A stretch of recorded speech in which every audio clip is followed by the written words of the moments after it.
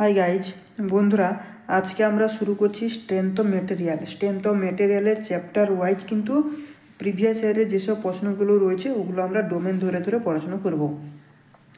আজকে যেমন দেখো স্ট্রেস এবং স্ট্রেন চ্যাপ্টারের আমরা যেসব প্রিভিয়াস ইয়ারের প্রশ্নগুলো রয়েছে সেগুলো আমরা আলোচনা করব। তো চলো সর্বপ্রথমে কি বলছে দেখো, সর্বপ্রথম বলছে প্রশ্ন নম্বর 1 বলছে in a shift of diameter D, যার একটা শেফট রয়েছে। ধরো এখানটা আমি তোমাদেরকে বোঝানোর চেষ্টা করছি। এইটা ধরো আমাদের একটা শেফট রয়েছে, এই রয়েছে আমাদের একটা শেফট। এই শেফটের ডায়াটা কত বলে দিয়েছে, এই ডায়াটা বলে দিয়েছে ডি, এবং লেন্থ বলে দিয়েছে দেখো এল। তার লেন্থ বলতে এইটাকে বোঝাচ্ছে, তো এই লেন্থটা কত বলে দিয়েছে এল। কিন্তু এখানে বলছে দেখো এক্সিয়ালি লোডেড অ্যাপ্লাই করা রয়েছে। এক্সিয়ালি লোডেড যদি অ্যাপ্লাই করা হয় তাহলে আমরা ধরে নিলাম এইরকম একটা পি পুল আমাদের কিন্তু এখানটায় দেওয়া রয়েছে এক্সিয়ালি লোডেড। তাহলে আমাকে রেশিও বের করতে হবে change in diameter to the original diameter is call. আমাদেরকে রেশিও বের করতে হবে। কিন্তু এখানে দেখো একটা জিনিস, এই যে আমরা পুল দিয়েছি পি ফোর্স বা স্ট্রেস আমরা যে জেনারেট করেছি, এখানে কিন্তু টেনশন বা কম্প্রেনশন কিছুই বলা নেই। যেহেতু কিছু বলা নেই তাই সবসময়ের জন্য এখানে আমরা কি ধরে নেব যে টেনশন ফোর্স অ্যাপ্লাই করা রয়েছে। আমি নতুন পেজ নিয়ে নিচ্ছি, এখানটা ভালো করে একটা ড্রয়িং করে দিচ্ছি। দেখো এই রয়েছে আমাদের একটা শেফট, ভালো করে বোঝো, এই রয়েছে আমাদের শেফট। কিন্তু এই শেফটের ডায়া এখানটা বলে দিচ্ছে, এইটা বলে দিচ্ছে ডি ডায়া, ঠিক আছে। এবং এর লেন্থ যেটা বলে দিচ্ছে এল। আবার এখানে বলেছে এখানে আমাদের টেনশন লোড আমরা যেটা ধরলাম পি ফোর্স ধরো, এদিকে আমরা কী করলাম না জেনারেট করলাম। যেই আমরা এটাকে জেনারেট করলাম এর মধ্যে কি হবে, অবশ্যই ডিফরমেশান হবে। এর জন্য এটা কি হয়ে গেল, এটা এইরকম দেখতে পেলাম যে এই লেন্থটা কিন্তু এই লেন্থটা কিন্তু এইভাবে বেড়ে গেল, এইভাবে কিন্তু লেন্থটা বেড়ে গেল। যেটা আমরা হ্যাচ পোর্শন করছি ওইটা আমাদের বেড়ে গেল। দেখো এই পোর্শনটা এইটুকু বাড়লো এবং এখানেও দেখো কিছুটা পোর্শন বাড়লো। কতটা বাড়লো না, এটাকে আমরা ধরলাম ডেল্টা এল পরিমাণ বেড়ে গেল। কেন, যেহেতু আমরা এখানে টেনশান দিয়ে দুদিকে টেনশন ফোর্স অ্যাপ্লাই করলাম বা এক্সটার্নাল ফোর্স অ্যাপ্লাই করলাম, যার জন্য কী হলো এই ডেল এল পরিমাণটা বেড়ে গেল। তাহলে এখানে দেখো ইনিশিয়াল লেন্থ, ঠিক আছে, ইনিশিয়াল লেন্থ কত ছিল না, ইনিশিয়াল লেন্থ ছিল এল, এবং ফাইনাল লেন্থ কত হলো, ফাইনাল লেন্থ হচ্ছে এল প্লাস এই ডেল্টা এল, এটা হচ্ছে আমাদের ফাইনাল লেন্থ। তাহলে চেঞ্জ ইন লেন্থ কত হলো, আমরা লেন্থ যে চেঞ্জ করলাম চেঞ্জ ইন লেন্থ সেটা কত হলো, চেঞ্জ ইন লেন্থ মানে কি ফাইনাল থেকে আমরা কি করব, এই যে ফাইনাল যে লেন্থটা আমরা পেয়েছি এই ফাইনাল লেন্থ থেকে আমাদের ইনিশিয়াল লেন্থটাকে বাদ দিয়ে দেবো। তাহলে আমরা দেখো ফাইনাল লেন্থ মাইনাস কী করব তোমার ইনিশিয়াল লেন্থ। তাহলে সেটাকে যদি বাদ দিই তাহলে দেখো এল plus delta L minus L. তাহলে এখানে দেখো এই মাইনাস এল প্লাস এল কেটে গেল, তাহলে পড়ে থাকলো কত ডেল্টা এল। তাহলে এই ডেল্টা এলটা হয়ে যাচ্ছে কি আমাদের চেঞ্জ ইন লেন্থ। এটা তো আমরা পেয়ে গেলাম। কিন্তু এখানে সর্বপ্রথম আমাদের জানতে হবে এই যে স্ট্রেন, ঠিক আছে, কি না স্ট্রেন জিনিসটা কি, স্ট্রেন জিনিসটাকে সেটা আমাকে বুঝতে হবে। তাহলে স্ট্রেন জিনিসটা বুঝতে গেলে আমাদের এটা জানতে হবে যে চেঞ্জ ইন লেন্থ, এটা লিখে দিচ্ছি চেঞ্জ ইন লেন্থ বাই কি অরিজিনাল লেন্থ, এটা হয়ে যাচ্ছে কি আমাদের স্ট্রেন। এইটা মানে তো স্ট্রেন মানে কি change in length by original length. তাহলে এখানে দেখো চেঞ্জ ইন লেন্থটা আমরা কী করে বের করেছিলাম, তোমার final length minus initial length by initial length. তাহলে এখানে ফাইনাল লেন্থ কত ছিল এল প্লাস ডেল্টা এল, আর এখানে ইনিশিয়াল লেন্থ কত ছিল L by initial length L. তাহলে দেখো এই এল কেটে গেল, তাহলে কত পড়ে থাকলো ডেল এল বাই এল। তাহলে এই যে ডেল এল বাই এল এলো এইটা কি না, এটা হচ্ছে আমাদের স্ট্রেন। কিন্তু এখানে আমরা কি করেছিলাম লিনিয়ার লোড অ্যাপ্লাই করেছিলাম, তাই তো। যেই লিনিয়ার লোড আমরা অ্যাপ্লাই করছিলাম, তো এটাকে আমরা কি বলবো না তোমার লিনিয়ার স্ট্রেনও কিন্তু আমরা বলবো, কি লিনিয়ার স্ট্রেন। তাহলে স্ট্রেন জিনিসটা কি সেটা কিন্তু বোঝা গেছে। দ্বিতীয়ত আমরা এখানে আবার একটা কন্ডিশন পড়বো, যে ধরো এই রয়েছিল আমাদের কি শেফট, এটাকে আর একটু এদিকে নিয়ে নিই। এই রয়েছে আমাদের ধরো একটা রয়েছিল শেফট, যেটা আমাদের প্রশ্নতে বলা রয়েছে, এই রয়েছে আমাদের শেফট। কিন্তু এই শেফটে কী বলা রয়েছে, এই ডায়াটা বলা রয়েছিল ডি। কিন্তু লেন্থ কত ছিল, লেন্থ ছিল এল। এবং এখানে আমরা কি করলাম না টেনশন ফোর্স অ্যাপ্লাই করলাম, এদিকে ধরো পি ফোর্স অ্যাপ্লাই করলাম দুই দিকে, দিয়ে টানা হলো, পুল করা হলো। যেই পুল করলাম, পুল করার সাথে সাথে কীরকম সিচুয়েশানে দাঁড়ালো না এই ডায়াটা কী হয়ে গেলো আমাদের ছোট হয়ে গেল। কতটা ছোট হলো, এই লাল দিয়ে হ্যাচ করে দিচ্ছি, এটা হচ্ছে আমাদের পুল করার পরের কন্ডিশান। তাহলে এখানটা দেখো, এখানটায় আমাদের এই যে ডি ছিল টোটাল ডি, ডায়াটা দেখো এই দিকে কিছুটা কম হয়ে গেছে এবং এই দিকেও কিছুটা দেখো কম হয়ে গেছে। তাহলে এই যে কম হলো সেটা কতটা হলো না ডেল্টা ডি পরিমাণ কিন্তু ডায়াটা আমাদের চেঞ্জ হলো। তাহলে এখানে দেখো ইনিশিয়াল ডায়া কত ছিল, ইনিশিয়াল ডায়া ছিল ডি, কিন্তু আমরা এখানে তোমার ফাইনাল লেন্থে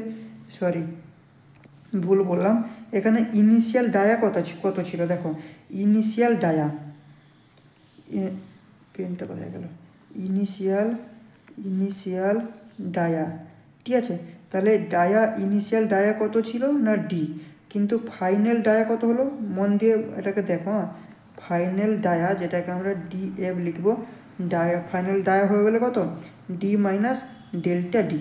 তাহলে চেঞ্জ ইন ডায়া কত হবে, চেঞ্জ ইন ডায়া, এইটার উপরে কিন্তু অনেকগুলো প্রশ্ন রয়েছে। চেঞ্জ ইন ডায়া মানে কি, ফাইনাল ডায়া মানে D F minus D initial. তাহলে ডি এফ মানে কত, ডি এফ মানে হচ্ছে D minus delta D, minus কি ডি মানে ইনিশিয়াল ডায়া। তাহলে এইটি কেটে গেলে কত পড়ে যাচ্ছে, মাইনাস ডেল্টা ডি। এটা মনে রাখো, এখানে মাইনাস এসছে, মাইনাস ডেল্টা ডি। তাহলে এখানে আমরা যে স্ট্রেনটা করবো, স্ট্রেন ইকুয়াল টু কি, স্ট্রেন হচ্ছে ফাইনাল মাইনাস ইনিশিয়াল। তাহলে দেখো D final minus D initial by initial dia.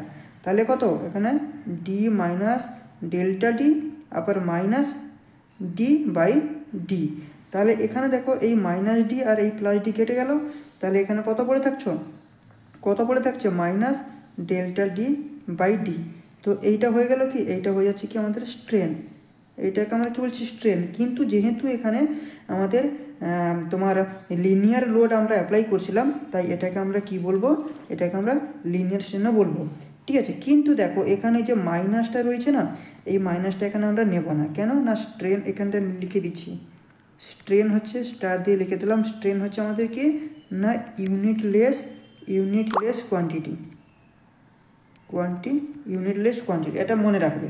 তো এখান থেকে যে প্রশ্নটা আছে, এখান থেকে আর একটা প্রশ্ন আসবে, কি প্রশ্ন আসবে না দেখো, আমরা তো এখানে বুঝে গেলাম যে change in diameter by original diameter, এটাকে আমরা কি বলছি স্ট্রেন, এটাকে আমরা বলছি স্ট্রেন। কিন্তু এখানে দেখো পয়সন রেশিওর কথা যদি বলা হয়, তাহলে কি হবে, পয়সন রেশিওর কথা যদি আমি বলি, তাহলে এখানে লেটারেল স্ট্রেন আসবে, কি lateral strain by longitudinal strain, সেটাই হয়ে যাচ্ছে কি আমাদের পয়সন রেশিও মানে মিউ।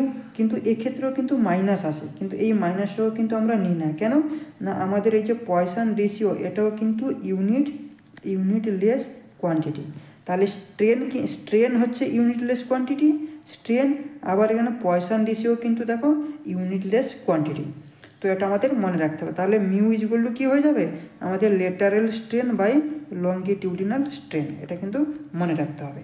তাহলে এখানে যে প্রশ্নটা রয়েছে, এখানে দেখো আমরা যে প্রশ্ন, তাহলে অ্যান্সারটা হবে এখানে অপশান এতে বলে দিয়েছে দেখো লঙ্গিটিউডিনাল স্ট্রেন তো হবে না, সি বলছে ভলিউমেট্রিক হবে না, বি বলেছে শেয়ার স্ট্রেস হবে না, তাহলে ডি হয়ে যাবে আমাদের কারেক্ট অ্যান্সার ডি। তাহলে ডি হয়ে যাবে আমাদের কারেক্ট অ্যান্সার। ওকে, চলো এরপরে আমরা যাব দ্বিতীয় নম্বরে। দ্বিতীয় নম্বর কি বলছে দেখো, দ্বিতীয় নম্বর প্রশ্ন হচ্ছে Young modulus is the ratio, Young মডিউলাসের রেশিও জিজ্ঞেস করেছে। কি বলেছে, to the normal stress, ratio মানে কি উপরে একটা থাকবে নিচেও থাকবে, তাহলে এখানে বলছে নর্মাল স্ট্রেস বাই কী হবে ইয়ং মডিউলাসের রেশিও। এখানে অপশানগুলো রয়েছে।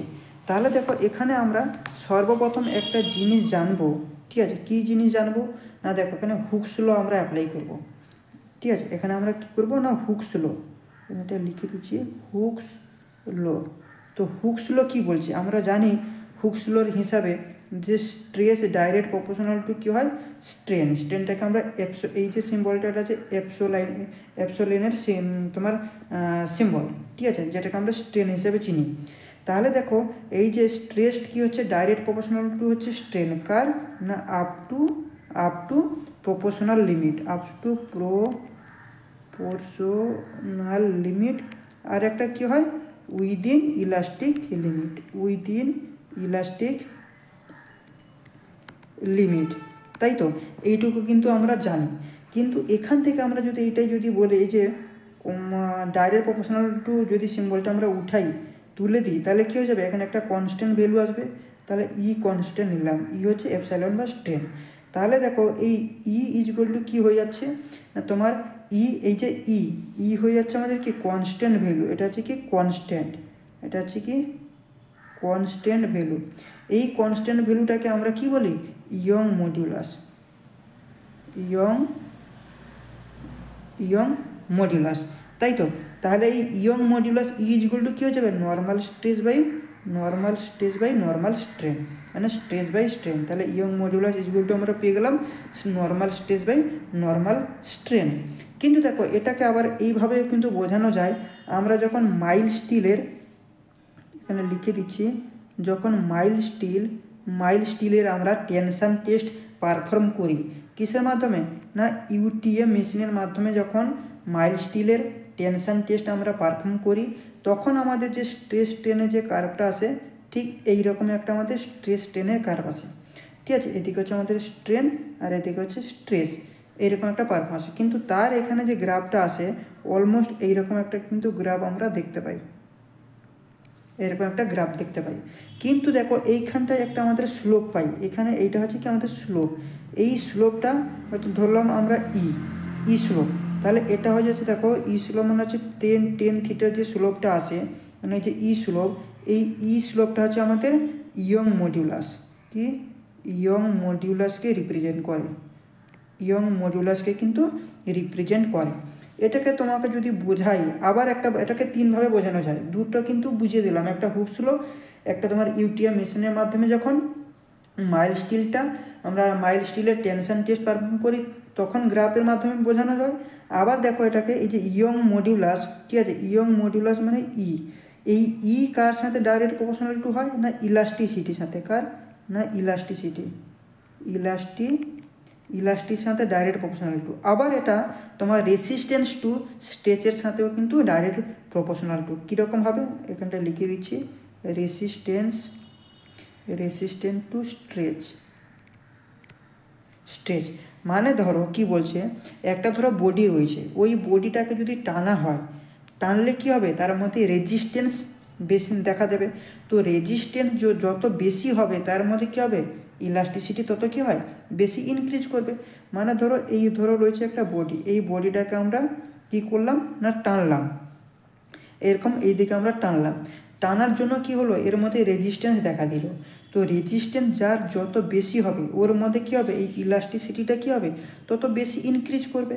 তাহলে এখানে যদি আমি বলি একদিকে ধরো একটা স্টিল, তাহলে স্টিলের তোমার ইলাস্টিসিটি বেশি কার থেকে রাবারের থেকে, তাই তো। এটা তো আমরা বলি কেন না দেখো রাবারকে আমরা যদি টানি তাহলে সেটা ইজিলি আমরা টানতে পারবো, কেন না ওর মধ্যে হালকা রেজিস্ট্যান্স থাকে, কার কম্পারিজনে তোমার স্টিলের। ধরো এই দিকে রয়েছে স্টিল আর এই দিকে রয়েছে রাবার, তো এই রাবারকে আমরা যদি টানি তাহলে কী হবে এটাকে আমরা ইজিভাবে টানতে পারবো, কেন এর মধ্যে হালকা তোমার রেজিস্ট্যান্স থাকে, কার তুলনায় এই স্টিলের তুলনায়। কিন্তু এই স্টিলটাকে আমরা যদি টানি তাহলে সেটাকে ইজিভাবে আমরা টানতে পারবো না।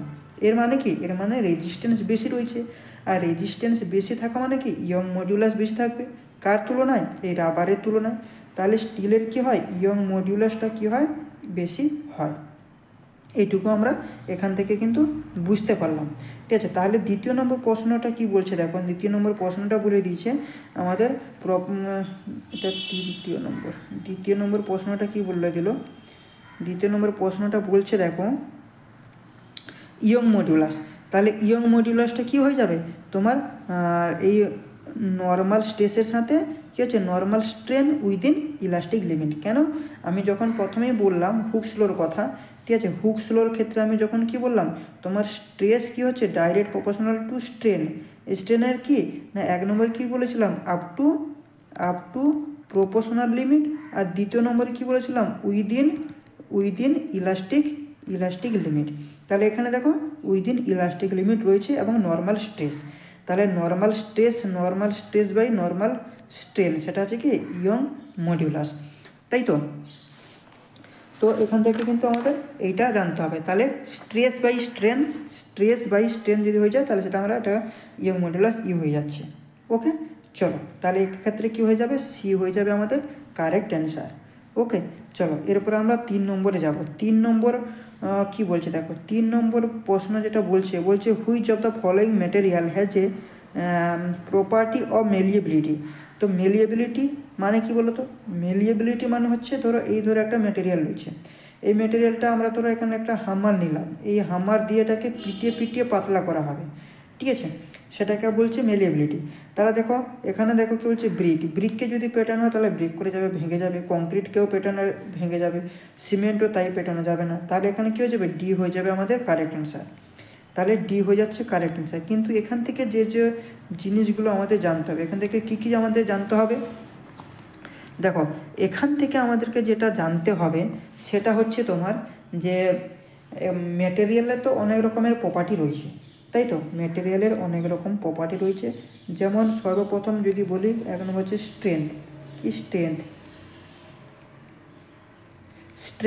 তারপর হচ্ছে তোমার প্লাস্টিসিটি, ইলাস্টিসিটি, ডাকটিলিটি, ব্রিটেলনেস, ঠিক আছে, এগুলো অনেক রকমের রয়েছে, কিন্তু একটা সম্পর্কে আমরা জানবো। দেখো সর্বপ্রথম আমি যে এখানে হিডিং দিয়েছি স্ট্রেংথ জিনিসটা কি, দেখো স্ট্রেংথ মানে হচ্ছে তোমার ম্যাক্সিমাম স্ট্রেস অবজার্ভ করবে ম্যাটেরিয়ালের মধ্যে। মানে ধরো রয়েছে একটা ম্যাটেরিয়াল, এখানে একটা আমি ম্যাটেরিয়াল রয়েছে, এটা রয়েছে আমাদের ম্যাটেরিয়াল। এই ম্যাটেরিয়ালের উপরে আমি কি করলাম না, এদিক থেকে আমি ফোর্স অ্যাপ্লাই করলাম, কি ফোর্স বা স্ট্রেস জেনারেট করলাম। কতক্ষণ জেনারেট করব না, যতক্ষণ না এই ম্যাটেরিয়ালটা ব্রেক করছে, এর মানে কি, মানে যে লোডটা সহ্য করতে পারছে কিন্তু তার চেয়ে ওভার হয়ে যেতে সেটা কী হয়ে যাচ্ছে, এই ম্যাটেরিয়ালটা ব্রেক করে যাচ্ছে। তো যতক্ষণ ম্যাটেরিয়ালটা সহ্য করছিল ওই লোডটাকে আমরা কি বলবো না, স্ট্রেংথ। ওই লোডটাকে আমরা কি বলছি, স্ট্রেংথ। আচ্ছা, দ্বিতীয়ত যেটা বলবো সেটা হচ্ছে ইলাস্টিসিটি। তো ইলাস্টিসিটি আমরা কাকে বলবো, ইলাস্টিসিটি হচ্ছে ধরো এই একটা ম্যাটেরিয়াল রয়েছে আমাদের একটা ম্যাটেরিয়াল। তো এই ম্যাটেরিয়ালকে আমরা কি করলাম, এক্সটার্নাল লোড এখানে আমরা অ্যাপ্লাই করলাম, এদিকে আমরা দুই দিকে কি করলাম, এক্সটার্নাল লোড, ধরো পি লোড আমরা এখানে অ্যাপ্লাই করলাম। তো এই এক্সটার্নাল লোড অ্যাপ্লাই করার জন্য এই বডিটার মধ্যে কি দেখা দিল না, ডিফরমেশান দেখা দিল। কীরকম ডিফরমেশান না, এটা এরকমভাবে কিন্তু ডায়া ছোট হয়ে গেল, মানে কি ডিফরমেশান দেখা দিল, এটা এরকমভাবে ডিফরমেশান দেখা দিল। তো যেই ডিফরমেশান দেখা দিল তখন আমরা কি করলাম, এই লোডটাকে কিন্তু তুলে দিলাম। যেই লোড তুলে দিতে কিন্তু ম্যাটেরিয়ালটা কিন্তু আবার আগের অবস্থায় কিন্তু ফিরে চলে এলো, এই কন্ডিশানে কিন্তু ফিরে চলে এলো। এই কন্ডিশানে যেই ফিরে চলে এলো তখন ম্যাটেরিয়ালের যে প্রপার্টিটা, এই প্রপার্টিকে আমরা কি বলবো, ইলাস্টিসিটি। মানে লোড দুদিকে দিলাম, তার জন্য কী হলো, ম্যাটেরিয়ালের এই ডায়া ছোট হয়ে গেল কিন্তু লেন্থ বেড়ে গেল, কিন্তু লোডটা যে আমরা তুলে নিচ্ছি তখন সেটা কিন্তু আগের অবস্থায় ফিরে চলে আসছে, মানে যেভাবে ছিল প্রথম ফার্স্ট কন্ডিশানে, সেই ফার্স্ট কন্ডিশানে কিন্তু ফিরে চলে আসছে। তখন এই যে ম্যাটেরিয়ালের প্রপার্টি, এই প্রপার্টিটাকে আমরা কি বলছি না, এটাকে আমরা বলছি ইলাস্টিসিটি, ঠিক আছে। এরপরে যেটা রয়েছে 3 নম্বরে হচ্ছে প্লাস্টিসিটি। কি প্লাস্টিসিটি। আচ্ছা, প্লাস্টিসিটিও ঠিক সেই একই কন্ডিশান, যে এই ধরো রয়েছে আমাদের ম্যাটেরিয়াল, এই ম্যাটেরিয়ালে আমরা কি করলাম, এইদিকে আমরা ফোর্স অ্যাপ্লাই করলাম, এক্সটার্নাল ফোর্স। তো এই এক্সটার্নাল ফোর্স অ্যাপ্লাই করার জন্য ম্যাটেরিয়ালের মধ্যে কী হলো, ডিফরমেশান দেখা দিল, এইরকম কি দেখা দিল, ডিফরমেশান দেখা দিল। যেই ম্যাটেরিয়ালটা ডিফরমেশান দেখা দিল তখন আমরা কি করলাম, এই যে পি ফোর্স দিচ্ছিলাম এই ফোর্সটাকে তুলে নিলাম। তুলে নেওয়ার জন্য কি হলো, ম্যাটেরিয়ালের এই যে লেন্থটা বেড়েছিল সেটা কিন্তু মানে ডিফরমেশানটা কিন্তু লোড তুলে নেওয়ার পরেও কিন্তু সেটা আবার আগের অবস্থায় মানে ফার্স্ট স্টেজে কিন্তু আর ফিরে এলো না। যেই ডিফরমেশান হলো সেটা কিন্তু পার্মানেন্টলি থেকে গেল। এই যে পার্মানেন্টলি থেকে গেল ম্যাটেরিয়ালের এই যে প্রপার্টি, এই প্রপার্টিটাকে আমরা কি বলছি, প্লাস্টিসিটি। তাহলে প্লাস্টিসিটি কী জিনিস বোঝা গেল, ইলাস্টিসিটি কী জিনিস বোঝা গেল, স্ট্রেংথ কী জিনিস বোঝা গেছে, ঠিক আছে। এরপরে আমরা যেটা পড়বো সেটা হচ্ছে ডাকটিলিটি। 4 নম্বরে যেটা পড়বো ডাক্টিলিটি কি ডাক্টিলিটি। তো ডাক্টিলিটি জিনিসটা কি, ডাক্টিলিটি হচ্ছে একটা মেটেরিয়াল। ধরো এই রয়েছে আমাদের একটা মেটেরিয়াল, এই মেটেরিয়ালে আমরা কি করব না ফোর্স অ্যাপ্লাই করলাম। এইদিকে আমরা কি করলাম এক্সটার্নাল লোড অ্যাপ্লাই করলাম, ধরো পি লোড আমরা এখানে অ্যাপ্লাই করলাম। তো যেই আমরা পি লোড অ্যাপ্লাই করলাম, তো অ্যাপ্লাই করার সাথে সাথে এই মেটেরিয়ালের মধ্যে কি হলো ডিফরমেশান জেনারেট হয়ে গেল।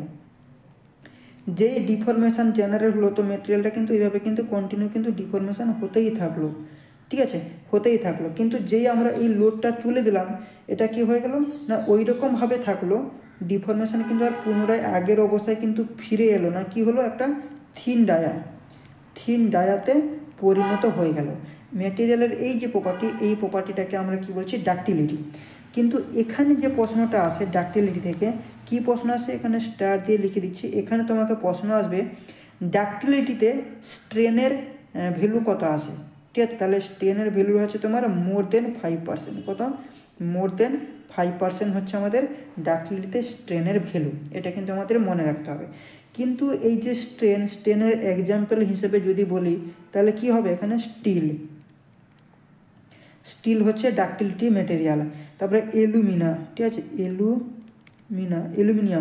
অ্যালুমিনিয়াম হচ্ছে আমাদের অ্যালুমিনিয়াম হচ্ছে ডাক্টাইল ম্যাটেরিয়াল। কিন্তু দেখো এই যে তোমার কংক্রিট কিন্তু ডাক্টাইল ম্যাটেরিয়াল নয়। ওকে, চলো এরপরে আমরা দেখব যেটা পড়বো সেটা হচ্ছে ব্রিটেলনেস, ঠিক আছে। এটা হচ্ছে 5 নম্বর হচ্ছে ব্রিটেলনেস। ব্রিটেলনেসটা কি? ব্রিটেলনেস হচ্ছে এমন একটা ম্যাটেরিয়াল যে তোমার ঠিক ডাক্টাইলের উল্টোটা, মানে ডাক্টাইলের অপোজিট যে ম্যাটেরিয়াল। মানে ধরো আমরা কি করলাম না পাতলা একটা থিন ডায়াতে পরিণত করতে চাইছি, ঠিক আছে। এই যে ছিল, ধরো এই ছিল আমাদের বডি, এই বডিটাকে আমরা কি করলাম এক্সটার্নাল লোড এখানে দিলাম, দিয়ে আমরা এটাকে কি করলাম না একটা থিন ডায়াতে আমরা পরিণত করতে চাইছি। কিন্তু সে কী করলো না এটাকে পরিণত করতে দিল না, কি হলো মাঝখানে ব্রেক হয়ে গেল। তো প্রপার্টির এই যে ম্যাটেরিয়ালটা, এই যে প্রপার্টি ম্যাটেরিয়ালের মধ্যে, এটাকে আমরা কি বলছি ব্রিটেলনেস। মানে থিন ডায়াতে আমরা পরিণত করতে পারছি না, ম্যাটেরিয়াল কি হয়ে যাচ্ছে ব্রেক করে যাচ্ছে, এটাকে আমরা কি বলছি ব্রিটেলনেস। এখানে তোমাকে যে প্রশ্ন আসবে যে ইলংগেশন কত আসে, মানে স্ট্রেন কত, স্ট্রেন হচ্ছে তোমার লেস দেন কত হয় 5% হয়ে যাচ্ছে লেস দেন। এই ভ্যালুটা কিন্তু আমাদেরকে মনে রাখতে হবে, ঠিক আছে। এখানে এই ভ্যালুটা মনে রাখতে হবে, এবং এখানে দেখো আমাদের এই ভ্যালুটা কিন্তু আমাদেরকে মনে রাখতে হবে। ওকে, চলো এরপরে আমরা যেটা পড়বো সেটা হচ্ছে কি, এরপরে যেটা 6 নম্বরে যেটা পড়বো সেটা হচ্ছে মেলিয়েবিলিটি। কি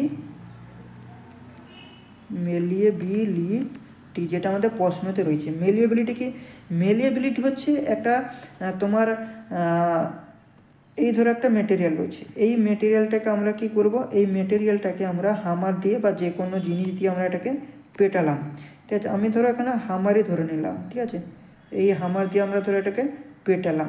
তো যেই পেটালাম তখন এই মেটেরিয়ালটা কী হয়ে যাবে না একটা পাতলা টিনের মতন একটা প্লেটে কিন্তু পরিণত হয়ে যাবে মেটেরিয়ালটা। মানে হ্যাঁ সেটা তো পরিণত হবে, কিন্তু এখানে তোমাকে কিন্তু এই পয়েন্টটা মনে রাখতে হবে, উইদাউট ফ্লেক্সার, কিন্তু সেটা ব্রেক করবে না। মেটেরিয়ালের এই প্রপার্টিটাকে আমরা কি বলবো মেলিয়েবিলিটি। এক্সাম্পল হিসেবে যদি বলি তাহলে কী হবে কপার হয়ে যাবে, কপার, সিলভার, এগুলো হচ্ছে কি মেলিয়েবিলিটির উদাহরণ, ঠিক আছে। তাহলে বোঝা গেল, তাহলে অ্যান্সারটাও বলে দিয়েছিলাম সি, এই কপার ছিল ওখানটায়, তো কপার হয়ে যাবে আমাদের অ্যান্সার, ঠিক আছে। 7 নম্বরের কথা যদি 7 নম্বরে যেটা রয়েছে সেটা এখান থেকে আমাদের যে জানতে হবে টাফনেস।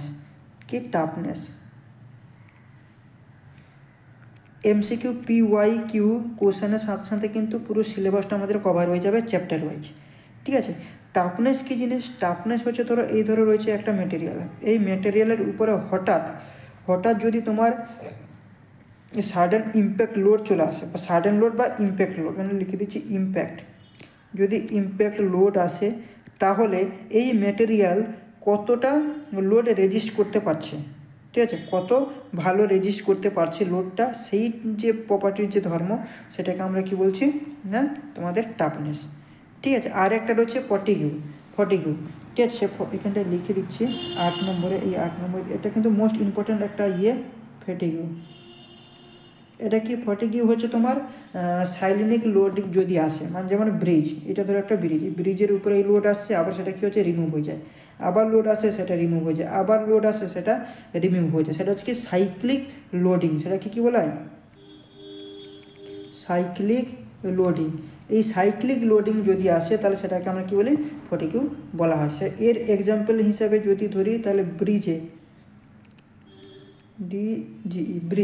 ব্রিজে যে লোডটা আসে সেই লোডটা হয়েছে কি এই সাইক্লিক লোডিং এর সবথেকে বড় উদাহরণ। ওকে, চলো এরপরে নেক্সট পার্টে আমরা যাব।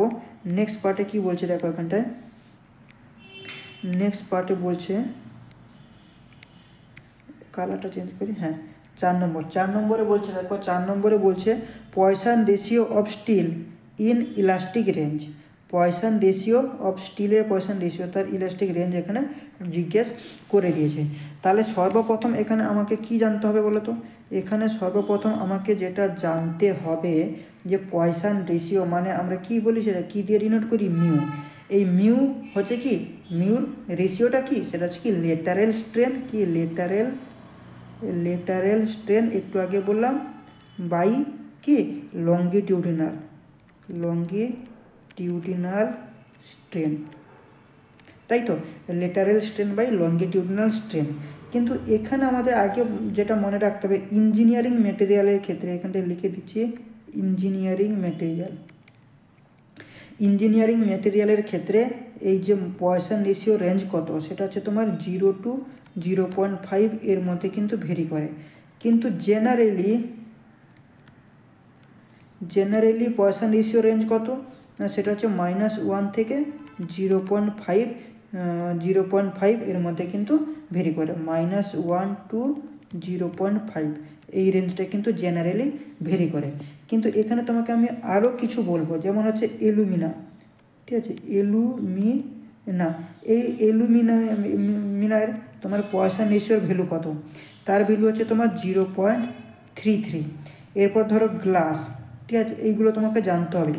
এই গ্লাসের পয়সন রেশিওর ভ্যালু কত? 0.01 থেকে তোমার 0.05 মধ্যে ভেরি করে।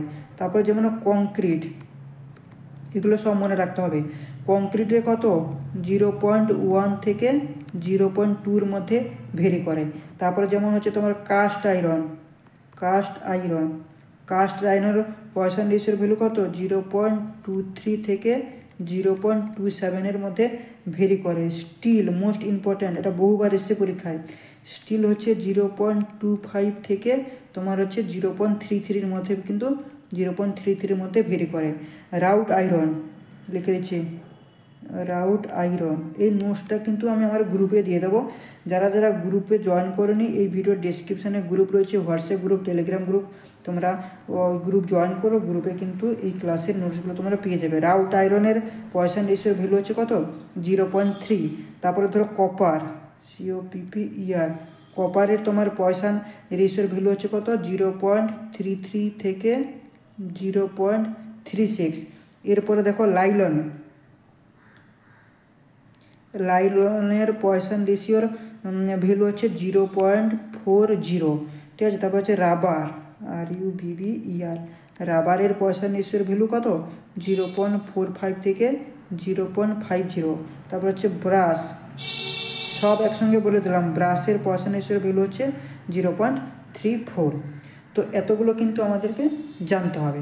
তাহলে এখানে আমাদের যে অ্যান্সারটা আমরা দেখে নেব প্রশ্নতে। চলো প্রশ্নতে গেলে বোঝা যাবে।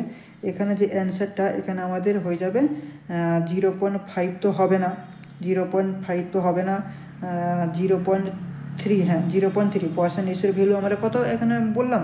0.3। কার না? স্টিল। দেখো স্টিলের পয়সন রেশিওর ভ্যালু কত না 0.25 থেকে কত বললাম? 0.33, তাই তো। তো এর মধ্যে কিন্তু রেঞ্জটা ভেরি করে। তো এর মধ্যে দেখো 0.3 রয়েছে, তাই আমাদের সি হয়ে যাবে কারেক্ট অ্যান্সার। ওকে, চলো এরপর আমরা যাব 5 নম্বর। 5 নম্বর কী বলছে দেখো, 5 নম্বর প্রশ্ন যেটা বলছে, ভিডিও অনেক বড় হয়ে যাচ্ছে, এটা লাস্ট প্রশ্ন, ঠিক আছে, আর 5টা রেখে দেবো কালকে। 5 নম্বর বলছে the stress corresponding to the maximum load in stress strain curve is called. আচ্ছা, এখানে বলে দেখো breaking stress, true stress, yield stress আর আলটিমেট স্ট্রেস, কি কোনটা হবে অ্যান্সার? তো ডেফিনেটলি এখানে যারা সি ভাবছো, তো সিটাই হয়ে যাবে কারেক্ট অ্যান্সার। কেন কারেক্ট অ্যান্সার সেটা তোমাদেরকে আমি বলছি। দেখো এখানে স্ট্রেস স্ট্রেন কার্ভ বলে দিয়েছি, তাহলে আমরা সর্বপ্রথম কী করব, এখানে একটা স্ট্রেস স্ট্রেন কার্ভ অঙ্কন করব। এই ধরে রয়েছে আমাদের একটা স্ট্রেস স্ট্রেন কার্ভ, এদিকে স্ট্রেস এবং এইদিকে রয়েছে স্ট্রেন, আমাদের কার্ভ হচ্ছে। এই কার্ভটা কীরকম দেখতে হয় না, বেসিক্যালি এটা এইরকম একটা হয়, ঠিক আছে, এইরকম একটা দেখা দেয়। তো এখানটায় দেখো এরকম যে দেখা দেয় বললাম, মানে এখানে যে পয়েন্টগুলো থাকে, এই পয়েন্টটা হচ্ছে আমাদের কি এ পয়েন্ট, এবং তার ঠিক উপরে এখানে আর একটা পয়েন্ট থাকে যেটাকে আমরা বি পয়েন্ট দিয়ে থাকি, এবং এখানে উপরে এই আপার পোর্শান এবং লোয়ার পোর্শানে একটা পয়েন্ট থাকে যেটাকে আমরা কি দিচ্ছি না সি পয়েন্ট বলছি, এবং তোমার সি পয়েন্ট, এবং এটা হচ্ছে আমাদের কি ডি পয়েন্ট, আর এখানটায় একটা পয়েন্ট থাকে যেটাকে আমরা কি বলি ই পয়েন্ট, আর এইখানটায় ফ্লেক্সার হয়ে যায়, এটাকে আমরা কি বলি এফ পয়েন্ট। এফ পয়েন্ট, তাহলে এটা আর একটু বাড়িয়ে দিচ্ছি আমি এদিকে, ঠিক আছে, এফ পয়েন্ট। তাহলে দেখো এখানটায় তোমরা তো প্রত্যেকেই জানো এই যে এফ যে পয়েন্টটা বললাম, এ মানে কি সেটা হচ্ছে প্রপোর্শনাল লিমিট, আর এই যে বি যে পয়েন্টটা বললাম, বি পয়েন্টটা হচ্ছে ইলাস্টিক লিমিট, এবং সির এটা হচ্ছে আপার এবং এটা হচ্ছে কি লোয়ার, ঠিক আছে। তো এই সি পয়েন্টের যে এইটাকে এই পয়েন্টটাকে আমরা কি বলি, এই পয়েন্টটাকে আমরা বলছি তোমার ইল স্ট্রেস, ঠিক আছে। আর এই ই পয়েন্ট যে ই পয়েন্টটাকে আমরা কি বলছি আলটিমেট স্ট্রেন, আমি এটা লিখে দিচ্ছি আলটিমেট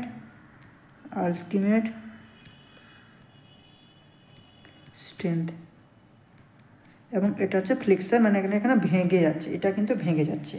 আবার দেখো এই যে এটা রয়েছে না, এই যে এরিয়াটাকে আমরা মডিউলাস অফ রেজিস্ট্যান্স কিন্তু আমরা বলি, কি বলছি মডিউলাস অফ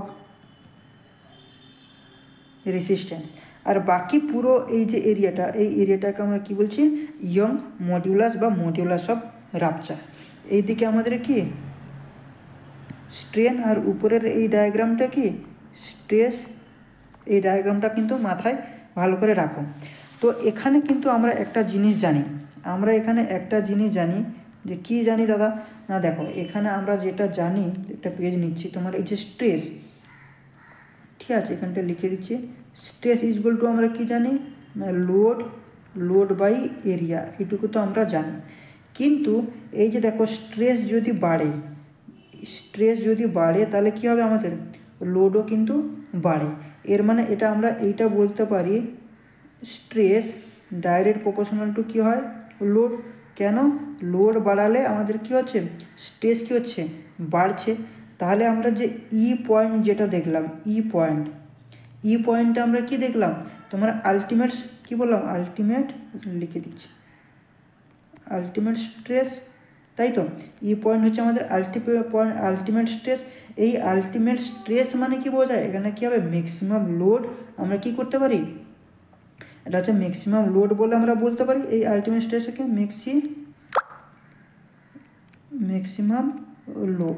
তাহলে ম্যাক্সিমাম লোড যদি আসে তাহলে গ্রাফে আবার আমরা ঘুরে যাব, এবং এইখানটা দেখো যেই ম্যাক্সিমাম লোডের কথা বলবো, এখানে এই ই পয়েন্টটা হচ্ছে ম্যাক্সিমাম লোড।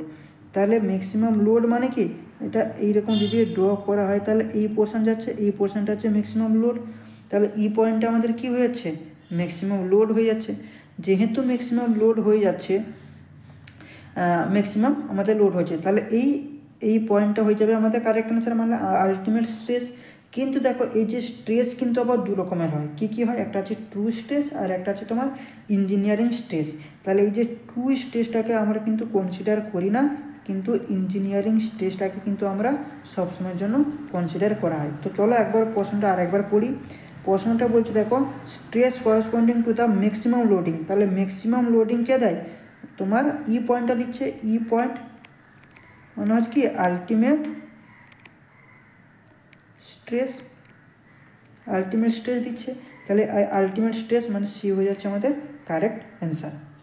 ঠিক আছে, তো এখানে আর একটা কিছু থেকে গেছিলো, 1 মিনিট,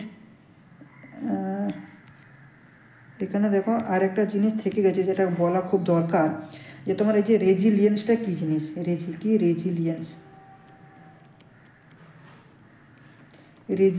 জিনিসটা কি সেটা তোমাদেরকে বলছি। দেখো এই ধরো একটা গ্রাফ, স্ট্রেনের যে গ্রাফটা, সেই গ্রাফটা কি এইরকমভাবে যাচ্ছিলো, যে এখানটা মানে এই যে পয়েন্টটা, এই পয়েন্টটা আমাদের কী ছিল, ইলাস্টিক লিমিট, কি ইলাস্টিক লিমিট, এই পয়েন্টটা ছিল ইলাস্টিক লিমিট, যেটাকে আমি এই এরিয়াটাকে হ্যাচ করে দিচ্ছি। এই এরিয়াটাকে আমরা কি বলছিলাম, মডিউলাস অফ রেজিলিয়েন্স, মানে কি মডিউলাস অফ রেজিলিয়েন্স শর্টে লিখলাম, এটা আমরা বলছিলাম। তাহলে দেখো এই মডিউলাস অফ রেজিস্ট্যান্স মানে কি আপ টু ইলাস্টিক লিমিট, যেহেতু এখানটা ইলাস্টিক লিমিট লিখে দিয়েছি, মানে কি এটা তো কনফার্ম যে up to elastic limit, up two elastic limit হবে যে পরিমাণে এনার্জি এখানে স্টোর হচ্ছে, ম্যাটেরিয়াল অবজার্ভ করছে, আপ টু এই ইলাস্টিক লিমিট পর্যন্ত যে পরিমাণের এনার্জি স্টোর হচ্ছে বা ম্যাটেরিয়াল অবজার্ভ করছে, সেই এনার্জিকে আমরা কি বলছি, রেজিলিয়েন্স। সেই এনার্জিকে আমরা কি বলছি, রেজিলিয়েন্স। এখানে প্রুভ রেজিলিয়েন্সের কথা যদি বলি, প্রুভ রেজিলিয়েন্স মানে কি ম্যাক্সিমাম এনার্জি, এটা মনে রাখো, ম্যাক্সিমাম এনার্জি। তো এই ছিল বন্ধুরা আজকের আমাদের ক্লাস। যদি এই ক্লাসটা তোমাদের যদি ভালো লেগে থাকে, তাহলে অবশ্যই তোমাদেরকে চ্যানেলটাকে কী করতে হবে না, সাবস্ক্রাইব করতে হবে এবং ভিডিওটাকে লাইক করতে হবে, বন্ধুবান্ধবের সাথে বেশি বেশি করে শেয়ার করতে হবে। কোথাও যদি বুঝতে অসুবিধা হয় তাহলে কমেন্টে গিয়ে তোমাদেরকে কী করতে হবে, কমেন্ট করতে হবে, ঠিক আছে। এবং সাবস্ক্রাইব করার সাথে সাথে সাইটে যে বেল আইকন রয়েছে এরকম, সেই বেল আইকনটা তোমরা ক্লিক করে অল বটমে গিয়ে তোমরা ক্লিক করে দাও, ঠিক আছে। তো আজকে সেশনটা এখানটায় ছিল। নেক্সট পার্টে আমরা 6 নম্বর থেকে শুরু করব। আজকে তো 10টা প্রশ্ন করার কথা ছিল, তারপর 6, 7, 8, 9, 10টা, এই 10টা প্রশ্ন সেট করে নিয়েছিলাম, কিন্তু অলরেডি আধ ঘন্টার চেয়ে বেশি ভিডিও হয়ে গেছে। তো চলো আজকে এখানে শেষ করছি, নেক্সট পার্টে কিন্তু আমরা এই 6 থেকে শুরু করব, ঠিক আছে। চলো আজকে সেশনটা এখানে শেষ করছি, থ্যাংক ইউ।